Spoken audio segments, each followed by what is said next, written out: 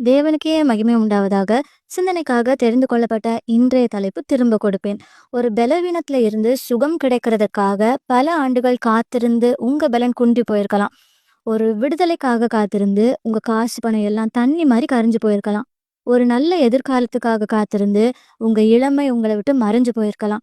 ஒரு வேலைக்காக காத்திருந்து வாழ்க்கை மேல இருக்கிற ஆர்வத்தை கூட தொலைச்சிருக்கலாம். இப்படி பல ஆசீர்வாதங்களுக்காகவும் தேவைகளுக்காகவும் காத்திருந்து காத்திருந்து உங்களுடைய காலம், நேரம், பணம், குணம், வாலிபம், வயது, உறவுகள், உங்க லைஃப், எனர்ஜி, பொறுமைன்னு எத வேணாலும் இழந்த நிலைமையில நீங்க இப்போ இருக்கலாம். ஆனா கர்த்தர் இன்னைக்கு உங்கள பார்த்து சொல்றது என்ன தெரியுமா? யோவேல் 2:25 படி உங்ககிட்ட இருந்து பட்சிக்கப்பட்ட வருடங்களையும், அந்த வருடங்களின் பலனையும், விளைச்சலையும் திரும்ப தருவேன்னு வாக்கு பண்றாரு. இத எத்தன பேர் நம்புறீங்கன்னு எனக்கு தெரியல.